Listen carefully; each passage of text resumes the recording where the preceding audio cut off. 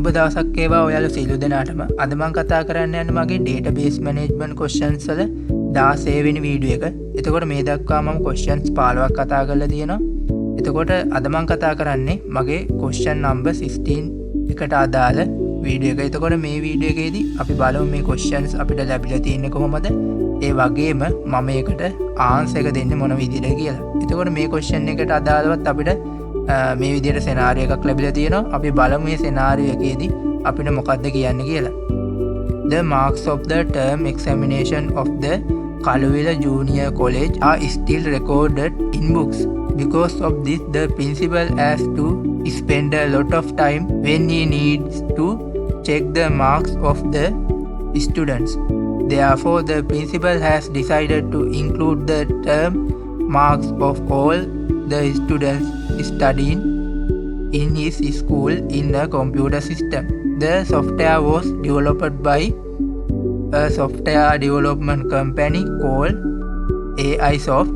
The software should be able to store all student term scores and student assignment scores. The principal has decided to develop the software to include the marks of student in grade 11 as the first stage of this software.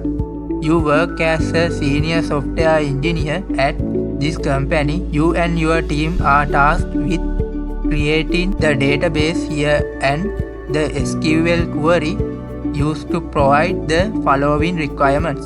එතකොට මේකදී අපිට කියනවා කළුවිල junior college කියලා පාසලක් තියෙනවා. මේ පාසලේ term exam වල record තියාගෙන ඉන්නේ ඒගොල්ලෝ පොත්වල කියලා. එතකොට මේකෙදී ප්‍රින්සිපල් මේ ලකුණු පරීක්ෂා කරද්දී මෙයාට වැඩි වෙලාවක් එකට ගත වෙලා තියෙනවා. එයා ඒකට තීරණයක් ගන්නවා මේකට software එකක් implement කරන්න. ඉතින් මේ software එක implement කරන වැඩේ එයා බාර දෙන්නේ AIsoft කියන කම්පැනි එකට.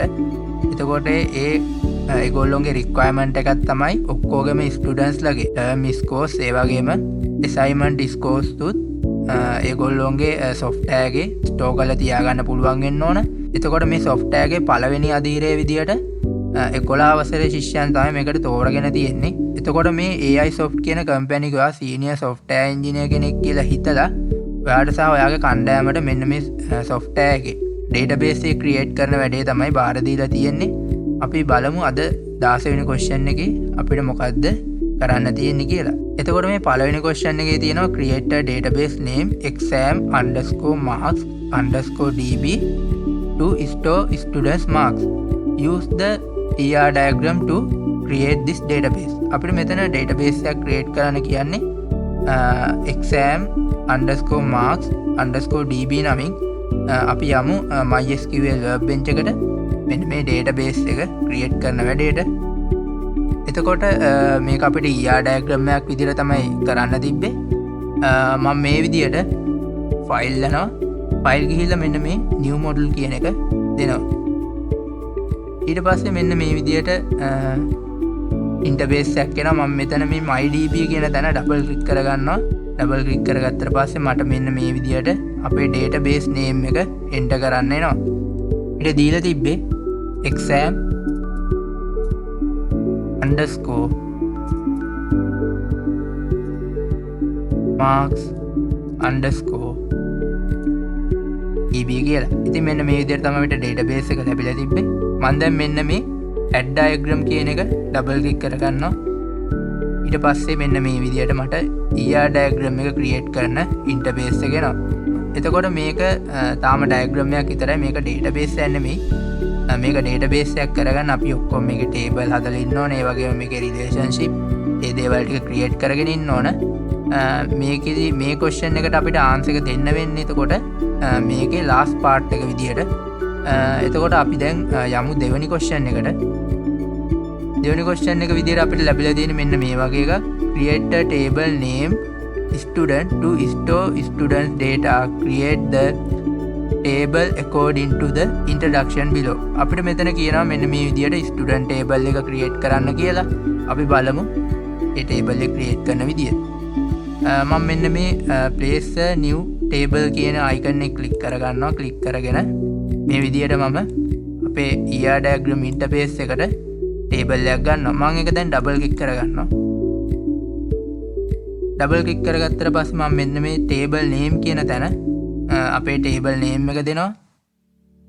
මම මෙන්න මේ විදිහට ටේබල් නේම් එකත් එන්ටර් කරගත්තා. දැන් අපි කොලම් ටික එකින් එක ක්‍රියේට් කරගමු. පළවෙනි කොලම් එක index 1. data type එක විදිහට අපිට තියාගන්න තිබ්බේ වාච කියලා. ඒකේ length එක විදිහට x තියාගන්න කිව්වා. ඊට පස්සේ primary key, දෙවෙනි කොලම් එක first name.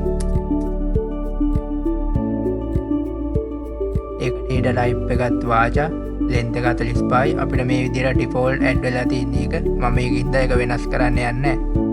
මම මෙතන not null tick එක දාගන්නවා.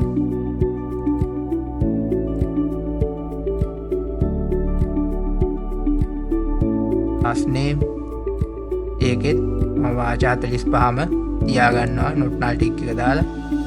ඊපස්සේ gender ඒකේ data type එක වාචා, length එක 10ක් කියලා අපිට දීලා තිබ්බා.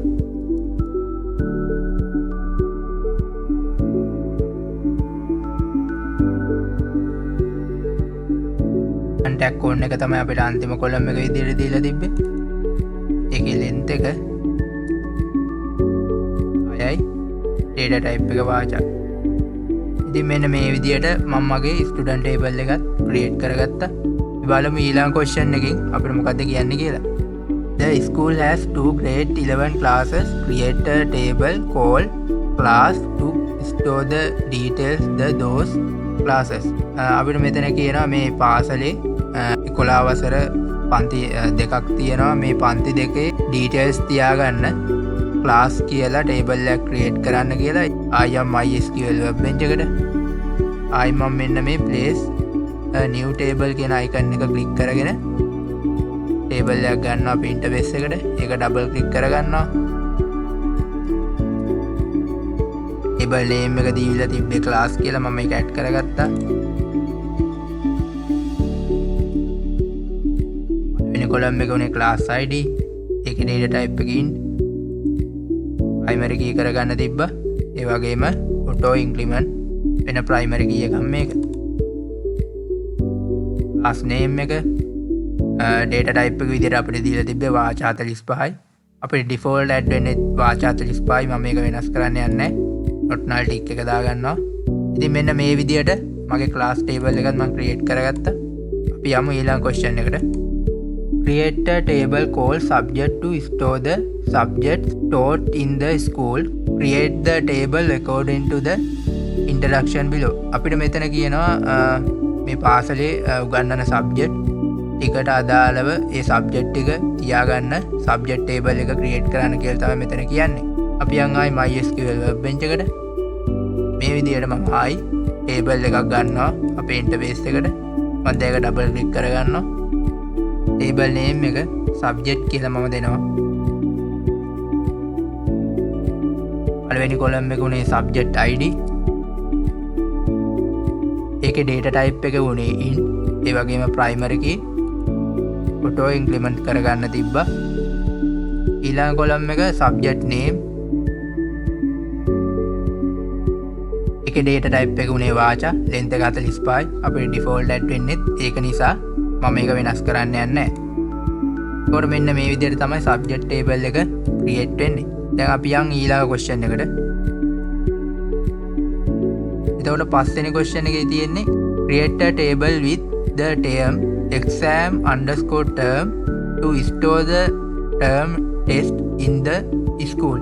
Create the table according to the introduction below. අපිට මෙතන කියන්නේ මෙන්න මේ terms වලට අදාළ ඒගොල්ලෝගේ exam වල data ටික තියාගන්න exam underscore term කියලා table එක create කරන්න කියලා කියන්නේ. එතකොට මේකට අදාළ අපිට column ටික දීලා තියෙනවා.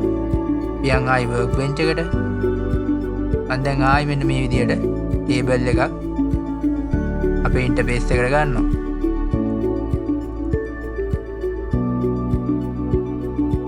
exam term එක තමයි table name එක උනේ.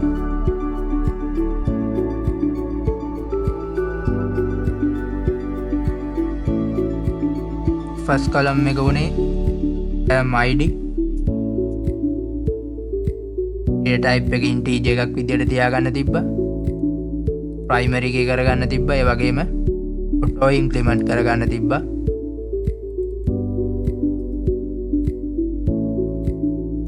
ඊළඟට ටර්ම් නේම් එක මම ඒක ඩිෆෝල්ට් ඇඩ් වෙන එකම තියාගත්තා. මම මේ not null ටික් එක දාගන්නවා.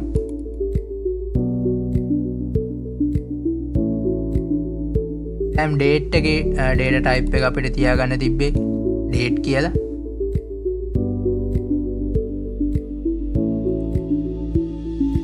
මම මේ not null ටික් එක දාගන්නවා. ඉතින් මෙන්න මේ විදිහට තමයි exam term එක term කියන table එක මම create කරගත්තේ. එතකොට අද question එකේ මෙන්න මේ ටික තමයි අපිට create කරගන්න තිබ්බේ. මෙන්න මේ table හතර අපි බලමු 17 වෙනි question එකේදී මේක කොහොමද continue වෙන්නේ කියලා.